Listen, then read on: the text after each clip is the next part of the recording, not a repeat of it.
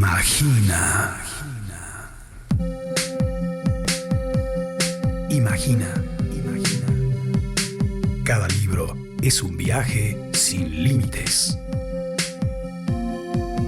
Temporada de libros. Coleccionamos historias.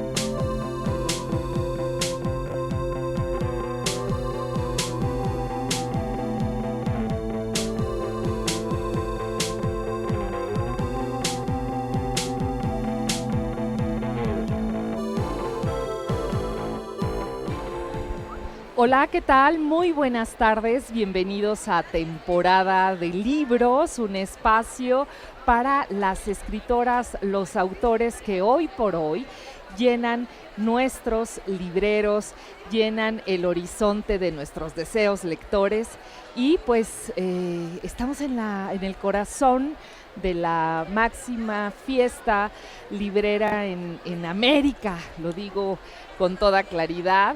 Y esto es la Feria Internacional del Libro. Estamos en vivo, qué gusto ponernos en contacto de esta manera con ustedes. Y estoy muy bien acompañada, bueno, gracias al ingeniero Raúl Martínez que nos acompaña. En la asistencia de producción está Daniela Hernández. Y nuestro invitado en esta ocasión lo trajo Cataluña, que es el país que llega con manteles largos a la FIL. Y se trata de Ariá Paco, un autor muy joven y pues que llega ya premiado y es justo la novela con la que obtiene este reconocimiento, Teoría del Juego, con la que llega aquí a nuestros micrófonos para conversar a lo largo de este programa. Ariá, bienvenido, ¿cómo estás? Muchas gracias, muy contento de estar aquí. Me está encantando la feria, la experiencia, Guadalajara, México. Qué bueno, esperemos que el resto de los días sean así de agradables para ti.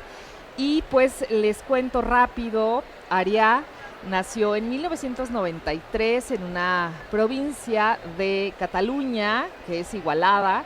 Él es doctor en filosofía por la Universidad de Arizona, ha publicado 2 novelas en catalán, Mentir a les mosques en el 2020 y Covarda Bella tan salvatge en el 2022.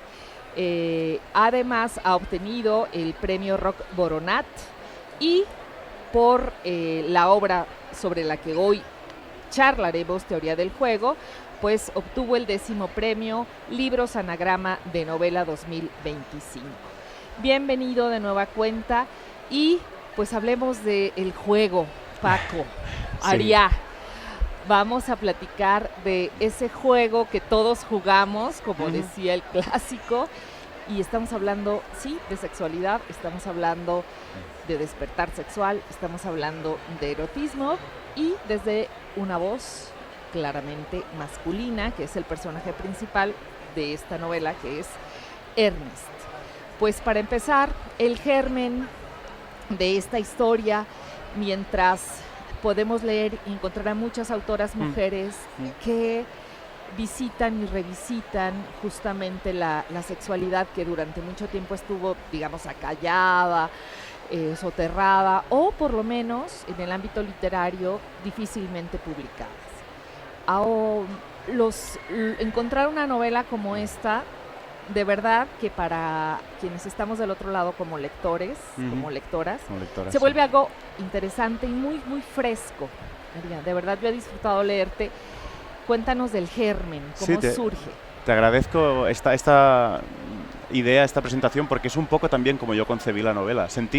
Incluso sentí que me la pedían un poco. Hay una autora americana que cito en la novela, de hecho, que se llama Katie Roiphy, que tiene un libro de ensayos que se llama In Praise of Messy Lives, elogio de las vidas desordenadas o algo así sería, si se hubiese traducido, que creo que no se ha traducido. Y tiene un pequeño ensayito sobre la literatura masculina sexual, ¿no? Y hace como un recorrido y se da cuenta de que más o menos a partir del 2000, ella se está centrando mucho en los norteamericanos, pero creo que que en esto les hemos copiado o nos hemos dejado influenciar demasiado.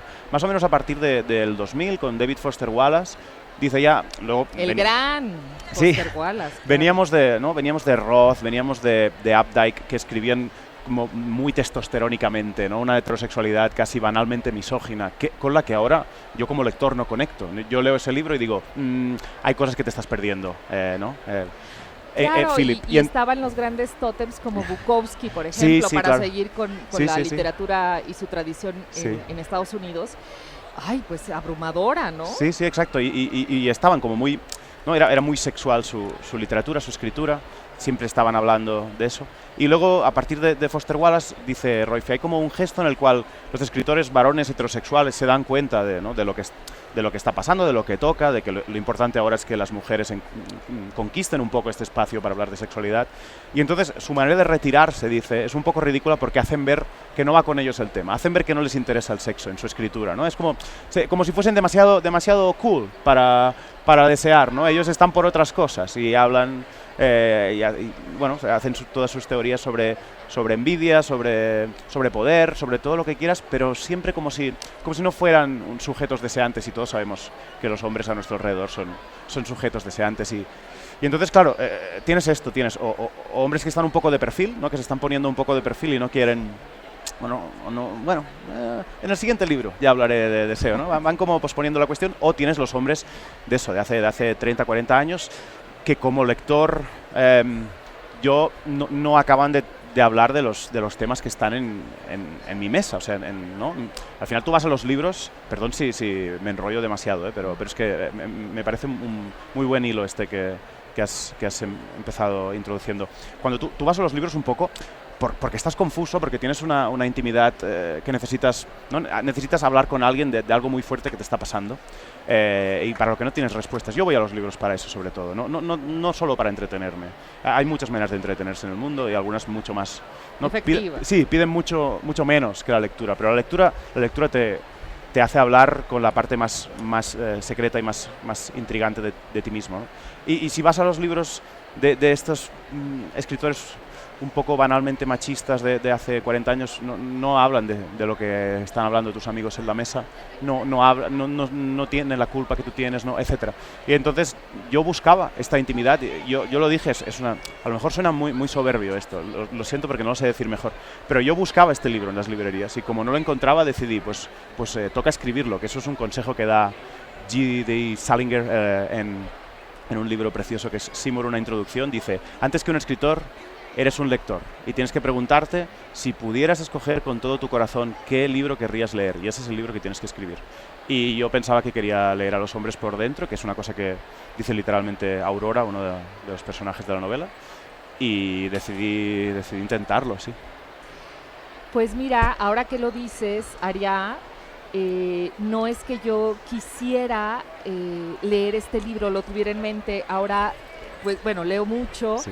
Muchas mujeres, sí. Porque están escribiendo muchas muy bien, sí.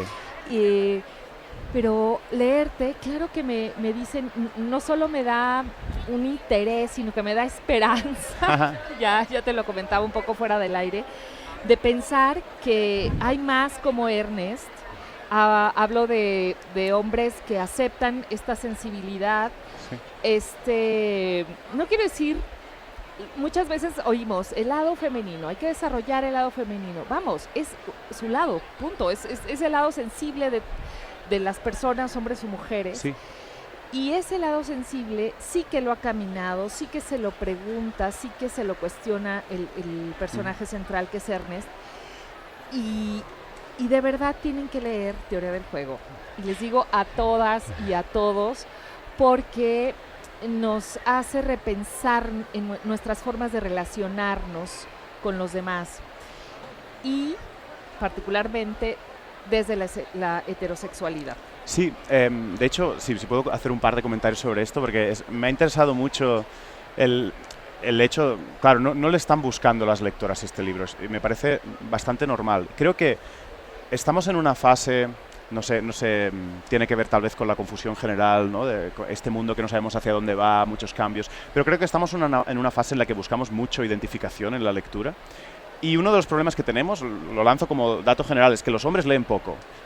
Si puedo hacer una hipótesis, los hombres buscan identificación como todos los lectores, como todas las lectoras hoy en día. A lo mejor si les dais un poco más, ¿no? Si los hombres nos esforzamos por darles la identificación a los lectores, a lo mejor encontramos más, ¿no? A lo mejor nos sorprende que realmente los hombres están esperando que se escriba sobre ellos para leer. No lo sé, es muy optimista tal vez esto, pero sí también lo pensaba. Pensaba que al final también buscamos... No digo referentes, porque no creo que Ernest sea un referente, también no tiene muchos defectos y hay gente a la que le hace enfadar mucho Ernest, sobre todo hacia el final de la novela. Para nada quería escribir yo un ejemplar de hombre, al contrario, solo quería escribir de los hombres como yo o como los que están a mi alrededor, que tienen como muchas contradicciones, aceptan, como tú decías, esta sensibilidad e intentan ser otros hombres, pero no lo terminan de ser todavía, ¿no? Es que esto me parece un material literario fascinante, es decir, cuando un mundo termina y otro mundo empieza, allí es el espacio de la literatura. Siempre ha sido así, ¿no? Las buenas novelas las escribían en el siglo XIX porque se estaba cayendo un sistema moral y estaba empezando otro, y eso era una locura. Eso a nivel literario es fresquísimo, como por usar tu adjetivo, que me gusta mucho. Ojalá se hubiese dicho más de mi novela, fresca, me gusta. Pues yo así la encuentro, y no tiene que ver solo con la novedad del tema, porque de verdad que no hay muchas historias. De hecho, me encantaría conocer más para leerlas, en donde estos hombres marcan ese punto de quiebre de una forma social de entender la sexualidad, que está muy atravesada por una iniciación compleja, patriarcal, pornográfica, a otras maneras y otros caminos que siempre han existido, pero que no se han privilegiado, al contrario, se han mantenido al margen. Y lo que pasa con Ernest es que se manifiesta esta posibilidad de integrarla y ponerla acá, en la superficie. Sí, me gusta mucho cómo lo ves, la verdad. Creo que es una lectura muy, muy generosa de lo que intentaba hacer. Sí, algo en lo que pienso mucho es el hecho de que, al menos en mi mundo, y antes me has comentado, fuera del aire, que todos vivimos un poco en burbujas, y yo era consciente escribiendo que vivo en una burbuja, tal vez una burbuja muy privilegiada, no solo por vivir en Barcelona, sino también por el tipo de gente con la que me he relacionado siempre, con mucha sensibilidad cultural, ¿no? Universitaria, mucho militante de izquierdas. Todo esto ha hecho que a mi alrededor el discurso feminista estuviese muy presente, y una de las cosas que yo quería era mostrar ya no la necesidad de este discurso, sino también su efecto, porque a veces el discurso feminista todavía piensa o se articula muchas veces como si fuese una novedad, como si por primera vez tuviésemos que decirle a los hombres: esto pasa, esto es importante, etcétera. Y siempre están esos hombres que lo necesitan oír por primera vez, pero también están los que hace 15 años que le dan vueltas, y me interesaba estudiar, ¿no? Estudiar a lo mejor es mala palabra, pero intentar reflejar, ahondar qué efectos tiene eso en el alma, ¿no? Digamos, cómo se acomoda estas verdades, porque tú las asumes como verdades. No hay un momento al principio de Teoría del Juego que dice que Ernest, hay un momento en el que entiende lo que es las madres, ¿no? Entiende, o sea, dice, primero el feminismo le provoca como un rechazo de ¿qué dices? Tenemos todos 16 años, ¿qué dices de que yo hablo más que tú, ¿no? Como típica reacción adolescente de ahora yo voy a ser culpable de qué, ¿no? Pero de golpe tiene como una revelación de, ostras, las madres han estado allí siempre invisibles, haciendo todo por nosotros.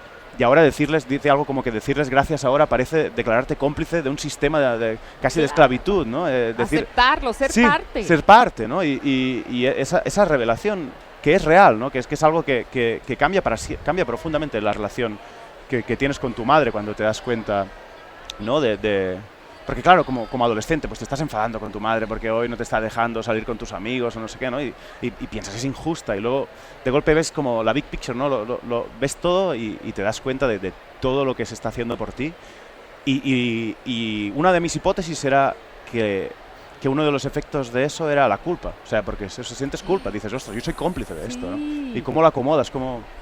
Y aquí vamos a detenernos un poco porque vamos a ir a un corte, querido Aria, y vamos a volver con este temazo, la culpa y el sexo. Quédense con nosotros aquí en Temporada de Libros. Estamos en vivo desde la Feria Internacional de Libros. Temporada de Libros. Literatura que llega a tus oídos. A tus oídos. Volvemos.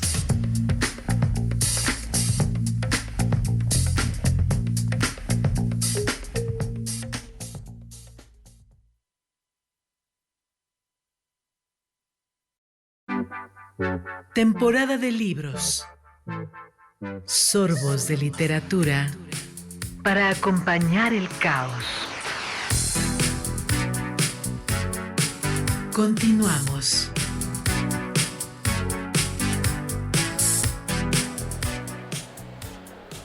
Estamos de regreso, estamos de vuelta aquí en la Feria Internacional del Libro, en Temporada de Libros, con nuestro invitado, el escritor catalán Aria Paco, que llega con Teoría del Juego, una traducción de Carlos Mayor en el sello Anagrama, y se trata de una novela que ha obtenido el Premio Libros de Novela en este año, el 2025. Y pues nos quedamos con varios hilos por tejer, Aria, y uno de ellos es justamente el punto de quiebre. Y otro punto de quiebre, pues es fundamental, es el tránsito generacional. Sí. Cómo de una generación a otra, incluso no tiene que ser, no tienen que pasar los dichos 25 años. Sí. De pronto estos cambios históricos pues ya revelan otras formas de entender las relaciones sociales.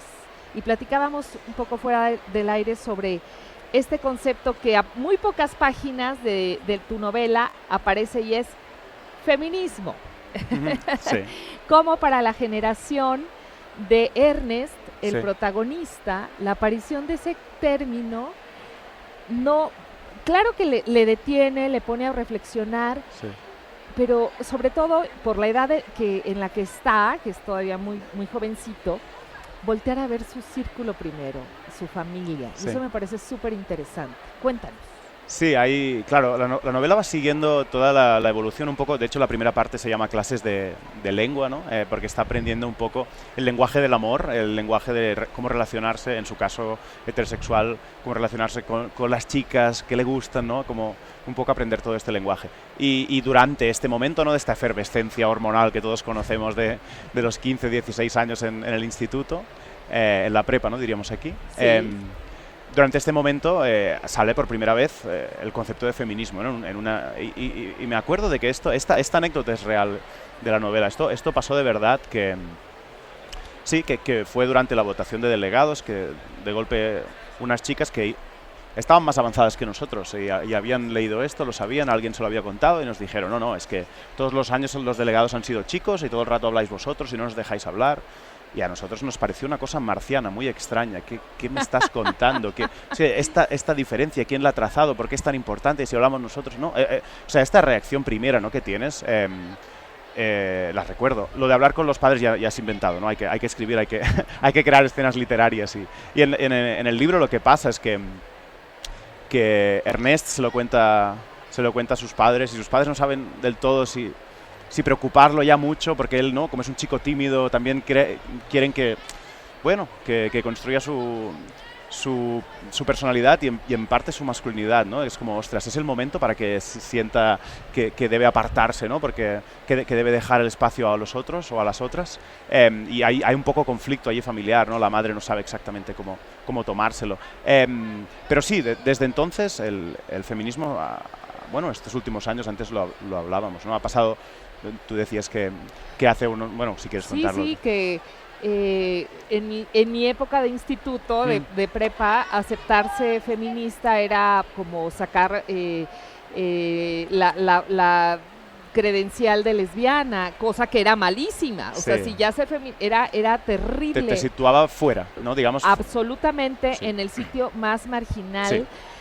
peyorativo, ¿no? Terrible. Y ahora ha habido un cambio. Evidentemente, decir que ha habido un cambio no significa decir que se ha resuelto el problema, ni por asomo, pero es cierto que a nivel, al menos de percepción política, ¿no? de aceptación, ha habido un cambio. El feminismo es algo que ahora en la escuela ya, ¿no?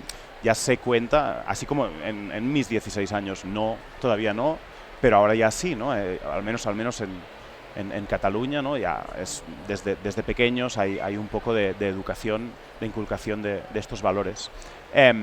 Y claro, eso literariamente es lo mismo que decía antes, pero me parece interesante porque si es verdad que ha habido este cambio tiene que haber afectado a todos y a todas de forma distinta. Y una de las maneras en las que interesa ver cómo ha afectado es cómo ha afectado a un hombre heterosexual, blanco si quieres, que se lo toma en serio y que intenta pensar, ¿y yo qué tengo que hacer con esto? ¿No? Porque no es tan fácil saber qué tiene uno que hacer y todo esta cosa que ya empieza, a partir de aquí ya empieza a ser todo muy borroso, ¿no? Me toca deconstruirme. ¿Y qué significa deconstruirse cuando uno se está en realidad construyendo constantemente, sobre todo a los 16 años, ¿no? A los 16 años no tienes nada que deconstruir porque todavía eres un mar de confusión, claro. Sí, eres hormonas en todas direcciones, ¿no?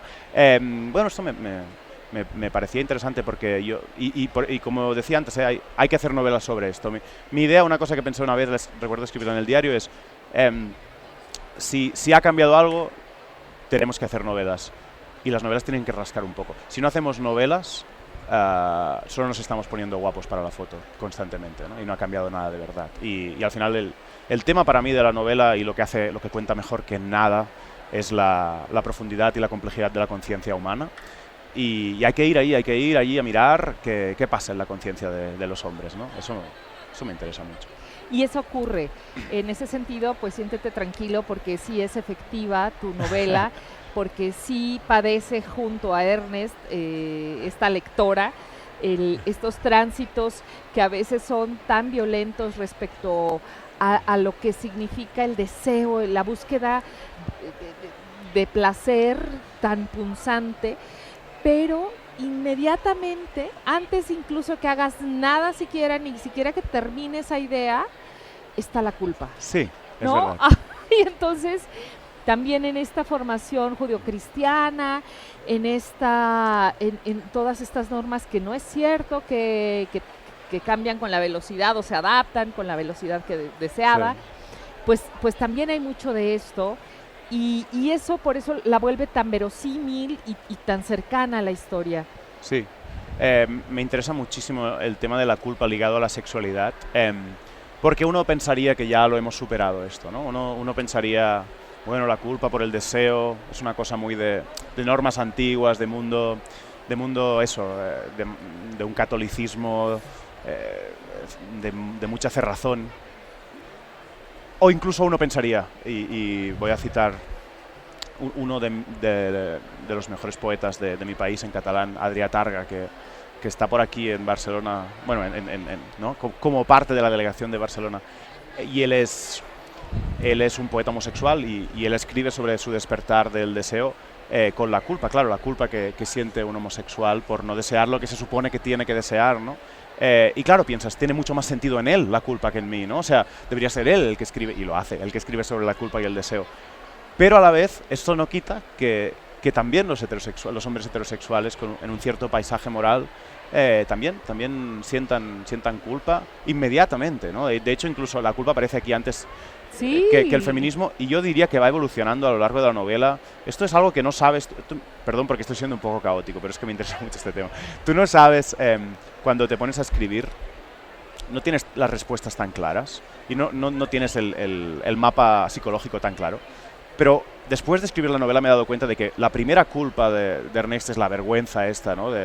No sé, de golpe quiero algo de las chicas, me lo paso mal si no me lo dan. Y la segunda culpa es un poco esta culpa más de, ostras, soy un hombre heterosexual, mi deseo tiene como una forma así, es dominante a veces, es como raro, ¿seré yo malo? ¿Será malo desear? Y luego, cuando se desacompleja un poco sobre la sexualidad, la culpa tiene más que ver con no saber querer bien, con no querer tan bien como las mujeres quieren. La forma del amor de los hombres es algo y creo que es lo que llega al final. pues me quedo con esta idea para recuperarla, luego de escuchar a Rigoberta Bandini, quien esta noche llega al Foro Phil, esta gran apuesta musical, pop e irreverente. Soy mayor es la rola, vamos a escucharla.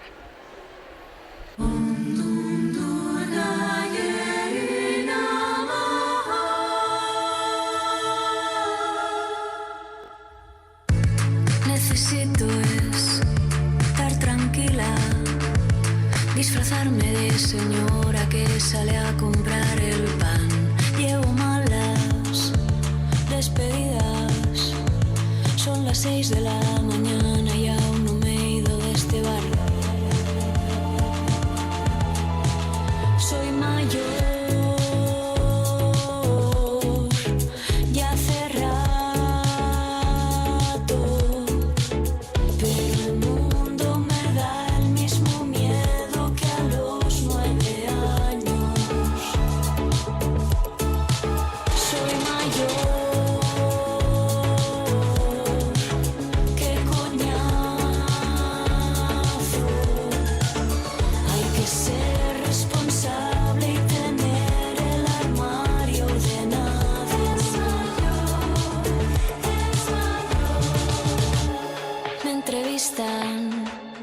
Cada día cortan, pegan, colorean, periodismo de Art Attack.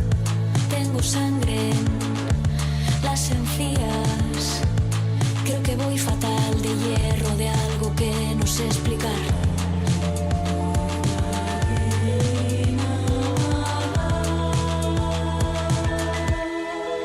Soy mayor.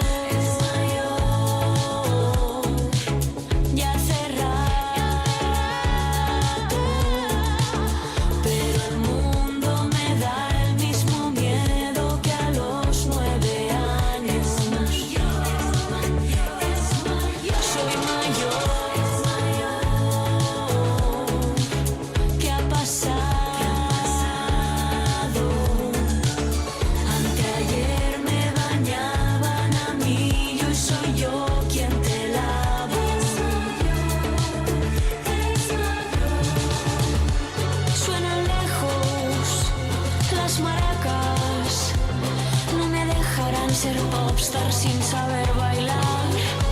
Siempre digo buenos días. Me han salido algunos granos, creo que ya es pospubertad. Es mayor.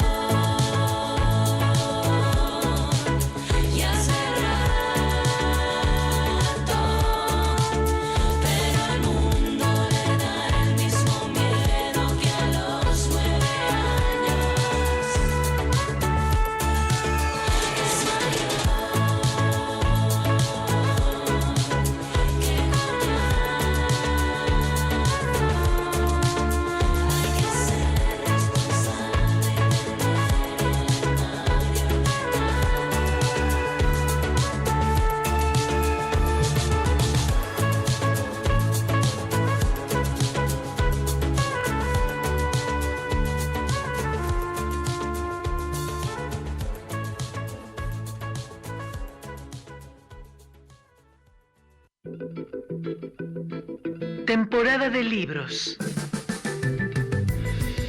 Temporada de libros. Coleccionamos historias. Volvemos.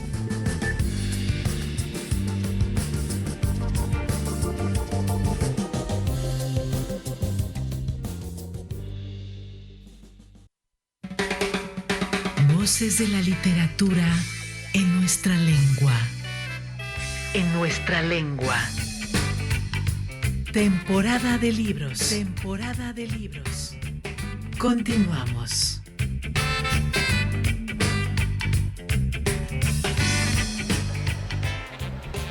Muchas gracias por seguir aquí con nosotros. Estamos en Temporada de Libros, completamente en vivo desde la Feria Internacional del Libro en Guadalajara. Y tenemos regalos. Tenemos 2 pases dobles para el Cascanueces, que se presentará el día de mañana sábado en el Teatro Diana por parte de Espacio Ballet. Si ustedes pueden recoger hoy sus boletos en las instalaciones de radio, pues entonces comuníquense.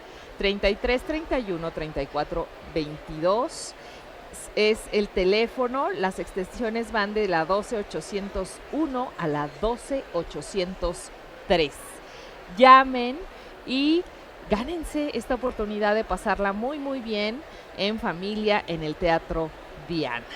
Pues nosotros continuamos esta amena, interesantísima charla con Ariá Paco, escritor invitado por parte de la delegación catalana sobre teoría del juego. Esta novela que profundiza y reflexiona en el despertar sexual, la lectura y relectura del deseo por parte de un joven que es Ernest, y cómo en sus distintos espacios sociales tiene que resolver diferentes asuntos con la sexualidad, con desde cómo manifestarla, nombrarla y pues lo más importante, relacionarse con las mujeres. Es un chico heterosexual. Y ahí aparecía, decíamos, en eso nos quedamos, en el tema de la culpa. Sí. Y yo quiero recuperar una cita que haces que me parece brillante también, de Murdoch. Como una buena vida religiosa asegura una vida sexual feliz. Sí, eso en el fondo me pareció, es de La máquina del amor sagrado y profano, un tremendo libro de Murdoch que fue una de mis grandes inspiraciones para escribir esta novela, porque Murdoch no tiene ninguna vergüenza, se pone a mirar esa novela, si me permites un minuto de contarla. Claro. Se fija en un hombre que tiene una doble vida, ¿no? Años 60 del siglo pasado, tiene una doble vida de aquellas de vive con una mujer y cada fin de semana se va a visitar supuestamente a un paciente que vive lejos, pero en realidad tiene otra mujer y bueno, y se centra en qué pasa dentro de ese hombre cuando es descubierto, ¿no? Las dos mujeres le descubren, ¿no? Y es una locura, porque es que ahonda en el alma humana y en nuestra perversión y también en nuestro deseo y también en nuestras ganas de perdonar es una novela muy buena. Y esa idea que cito de la buena vida religiosa es un poco que si sabes, como yo la entendí, ¿no? Si sabes qué es lo que está bien, si tienes claro qué forma de amor es la forma sagrada, entonces tienes un poco una receta para tu vida feliz. Pero ahora, y era parte del paisaje del que yo quería escribir, no estamos tan seguros, al menos mi generación en mi burbuja especialita, ¿no?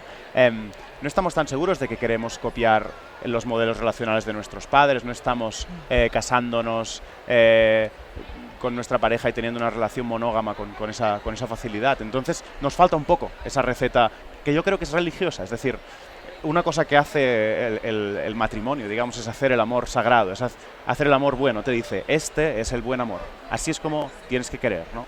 Y si dejamos de comprar esta receta, o si dejamos de cocinar el amor así, ¿cómo lo cocinamos, no? Es como, nos hace falta una receta, y esa receta tiene que ser religiosa, y por eso yo creo en parte que eso está relacionado con la culpa, que es lo que hablábamos, ¿no? Porque todo el rato sentimos, y eso es una cosa que le pasa a Ernest, todo el rato sentimos que no amamos bien, que antes amar bien estaba más pautado, y ahora incluso una cosa que le pasa a Ernest es que él tiene relaciones abiertas y todo el mundo le felicita, todo el mundo le dice, está muy bien esto que hacéis, muy moderno, sois súper guays, lo lleváis tan bien, qué cool. Pero él no deja de sentir culpa, él siente que hay algo allí que no encaja del todo con su moral, que dice, no me estaría aprovechando de estas dos mujeres, ¿no? Porque al final él tiene una doble vida, como la del amor sagrado y profano de Murdoch, que la diferencia es que ahora es legal, es moral, está aceptada, pero él no deja de sentir, esto no termina de ser una receta buena, ¿no? No sé, todas estas cosas las quería también tratar. Es decir, antes nos hemos centrado mucho en el tema del feminismo, pero también me interesaba muchísimo el tema de las relaciones abiertas, de cómo se llega a ellas, de cómo se viven y también cómo generan culpa. Claro, porque digamos, si bien no es una receta nueva dentro de este canon, sí. Porque bueno, tenemos el movimiento hippie y toda la revolución sexual que sí. significó la pastilla, etcétera. Y ahí también se ensayaron muchas formas de vinculación heterosexual, incluyendo el poliamor sí. y tal. Y luego pasa que el círculo, ¿no? se da la vuelta sí. y claro, llegamos desde otro lugar. Las generaciones llegan a ese punto desde otro sitio, lo cual le hace distinto. Sin embargo, es otra vez como... Sí, hay algo de ciclo, estoy de Sí. acuerdo. Me ha pasado eso de gente que nació a finales de los 50 en España, en Cataluña, y que por tanto vivió esta revolución hippie, se han sentido mucho más representados en el libro que gente que nació en los 60 y los 70, como mis padres, que ya estaban en otro punto de este ciclo que comentabas, ¿no? De la apertura que va y viene. Todos los modelos fracasan, entonces Sí. lo que pasa es que, ¿no?, cada modelo se intenta como algo nuevo, que es algo también muy divertido de escribir libros, que piensas que hay un mundo totalmente nuevo y en el fondo solo estás reciclando un mundo de hace 15 años, ¿no? Pero todos los modelos empiezan con mucha fuerza, luego se estampan, ¿no? Y esta forma cíclica de apertura, cerrazón, Y me es que interesa. insistimos en lo mismo, Ariano, ¿será que siempre buscamos eso que se llama permanencia? Sí, Y entonces, ¿por qué sencillamente no aceptamos que somos monógamos temporales? Sí, Es sí, decir, sí. ¿no? sí, Porque sí. la apuesta, como es de largo aliento, entonces ensayamos cosas que luego nos meten en conflictos Sí, mayores, ¿no? es Eso me interesa mucho, que intentamos, digamos, escribir sobre el papel una teoría. Mira, esto va a funcionar perfecto, ¿no? Ya lo he pensado. Y al final es eso, nosotros tenemos una evolución de cómo funciona nuestro deseo, nuestro amor, etcétera, que es al final incompatible con cualquier modelo fijo, ¿no? Y de hecho eso creo que es también una de las cosas que hace bien las novelas en general. Ya desde el Quijote, esta idea no es mía, pero la idea de que lo que se hace en las novelas es mostrar el fracaso de las ilusiones cuando topan con la realidad, ¿no? Cuando topan, es una palabra catalana, perdón, cuando chocan con la realidad. Y ya es el Quijote, ¿no? Que se está viendo un mundo que lo ha sacado de los libros. Y esto me interesaba tanto respecto a las nuevas masculinidades como respecto al amor abierto, etcétera. Todas estas cosas de podemos escribir sobre el papel o decidir cómo sería ideal que fuésemos, pero al final eso no es para humanos, eso es para ángeles o para santos, pero nosotros somos humanos y los humanos no encajan. Son un huésped inoportuno del mundo, como decía aquel. Pues siendo tan humanos tus personajes, no solamente Ernest, se vuelven esperanzadores, por lo menos para mujeres lectoras como yo, que de pronto nos cuesta creer que algo avanza el otro lado, que son los hombres heterosexuales. De pronto vemos tan ralentizado el movimiento respecto a las intenciones o expectativas de las mujeres que son conscientes de su condición social, que son conscientes del patriarcado, que de pronto dices, no, pues es que esto nunca nos vamos a encontrar, ¿no? Sí. Y luego lee uno Teoría del Juego, escrita por un joven de 30 y pocos años, y dice uno, hay esperanza. Bueno, hay esperanza, y también la novela también tiene sus sombras, ¿eh? Claro, Insisto, claro. Porque al final no quiero yo Es una novela vender, bien escrita. Sí, no quiero yo vender un optimismo excesivo, porque no lo sé. Sí que pensaba que había que ahondar en esa alma y representarlo, pero sí que hacia el final hay un poco más ese fracaso de los modelos de relación, esas traiciones, esas mentiras que parecen inevitables. Pero estoy muy de acuerdo contigo en que hacer personajes humanos, yo creo que siempre nos hace, siempre alienta la esperanza, ¿no? Y parte de lo que nos podría quitar la esperanza es imaginar que los hombres son, por ejemplo, ¿no?, A, B o C. Oye, pero esperanzadora, lo digo simple y sencillamente porque el tema está. Sí, totalmente. Ya. El tema está acalado, existimos los que pensamos en el tema, sin duda, sí. Les recuerdo que estamos en vivo y que les estamos invitando a asistir a el Teatro Diana a disfrutar del Cascanueces en este diciembre. La función es mañana a las 8 de la noche. Hay que llamar solo si pueden ir en persona a recoger los boletos a las instalaciones de Radio Universidad de Guadalajara. El teléfono en cabina es 33 31 34 22 22.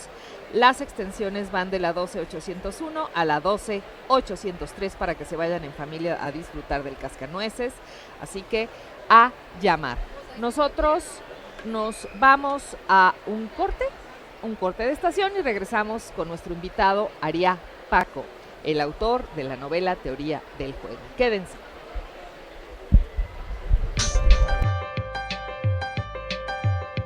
Temporada de libros.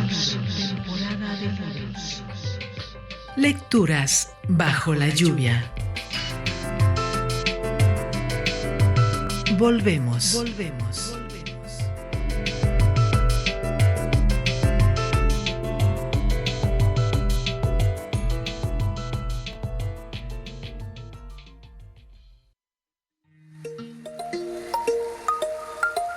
Temporada de libros. Lecturas con música de olas. Continuamos.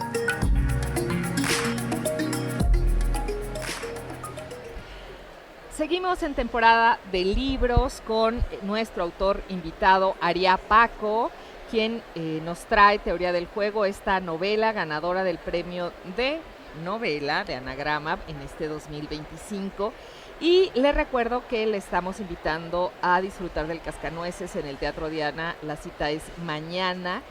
Si hoy puede recoger en físico los boletos en las instalaciones de radio antes de las 4 de la tarde, pues entonces a llamar 33 31 34 22 22. Las extensiones van de la 12801 a la 12803.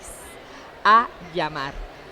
Aria, pues entonces la culpa, pues entonces las estructuras sociales, la familia, la religión, que aunque ha decantado un poco su peso en las generaciones más jóvenes, pues también se hace presente de otras maneras o en espacios muy concretos. Y luego está, digamos, el futuro. Porque así como nosotros vemos crecer a este pequeño Sí.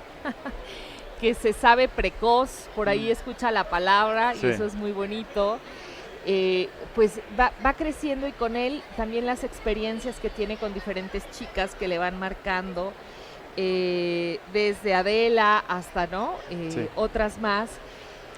Y me interesa que nos platiques un poco sobre esta construcción social de tu personaje, de Ernest.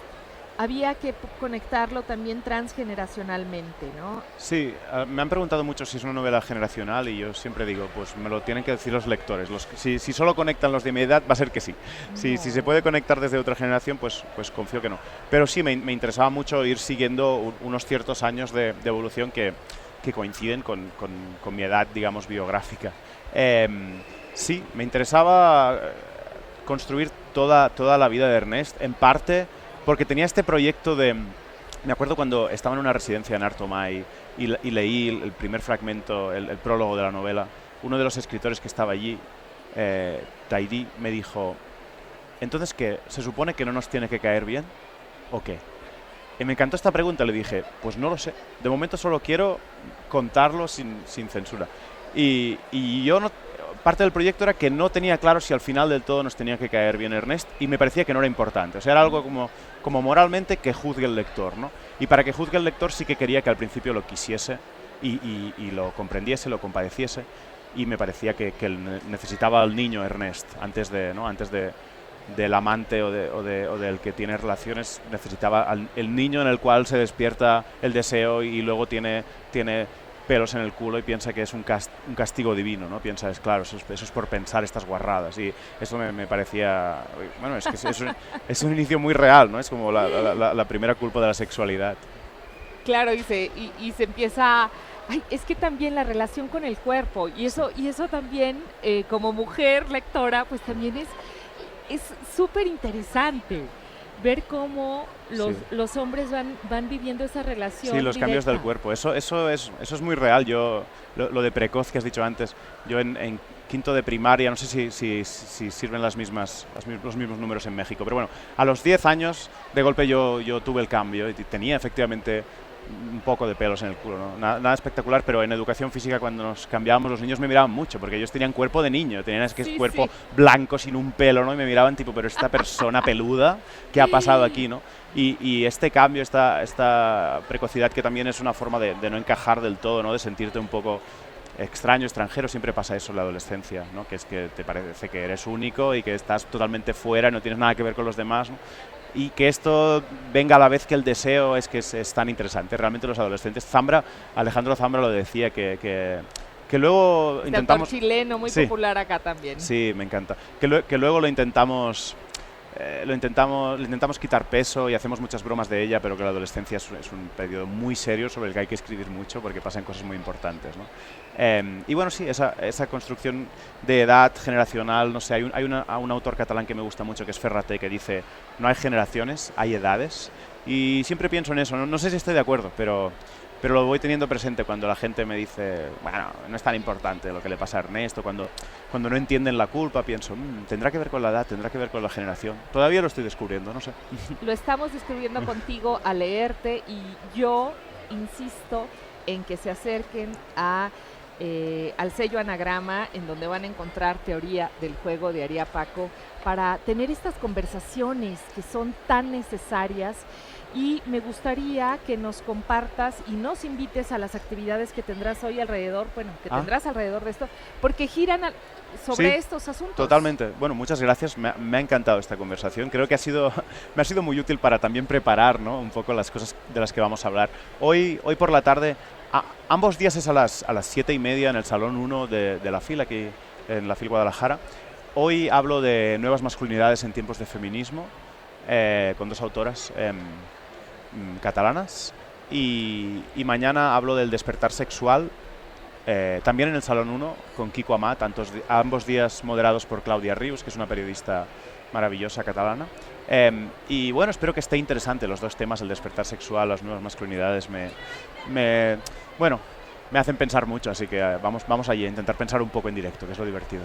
Es lo divertido. Mil gracias por compartir con nosotros en Temporada de Libros, Aría Paco, a ustedes, tu obra más reciente, Teoría del Juego.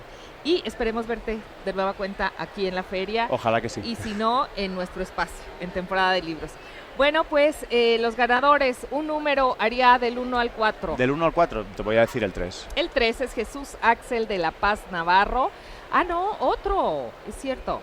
Jesús y Julieta Rosaldo Pérez son los ganadores. Hay que presentarse con una identificación antes de las 4 de la tarde en las instalaciones de la radio. Agradecemos de verdad a todos los que hacen posible esta transmisión. Aquí el ingeniero Raúl Martínez, en cabina Emanuel Candelas, en controles Angélica Hernández en los teléfonos, y la superestrella de este programa en la asistencia de producción, Daniel Hernández. Mil gracias, Dani, por estar aquí con nosotros, y por supuesto a nuestro invitado, Aría Paco. Muchas gracias a ustedes. Ya saben, que tengan un gran día y mejores lecturas. Soy Verónica López García, hasta pronto.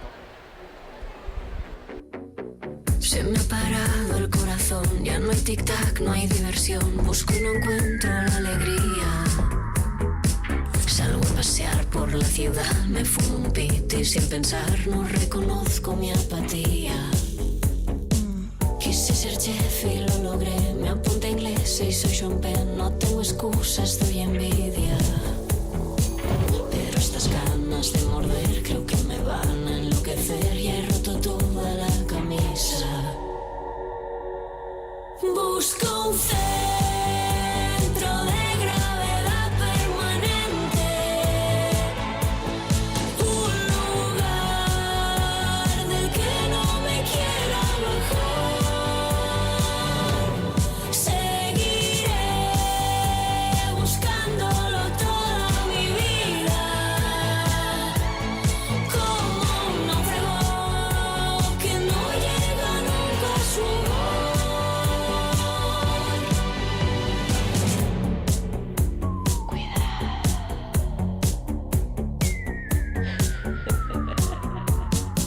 Salgo a la calle en modo actriz, me sangra un poco la nariz, esconderé el arma homicida.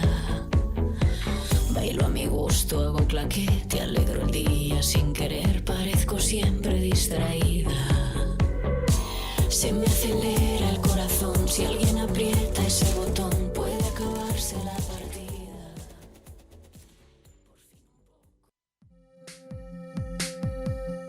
Imagina. Cada libro es un viaje sin límites. Temporada de Libros, Colección coleccionamos historias. Gracias por tu escucha.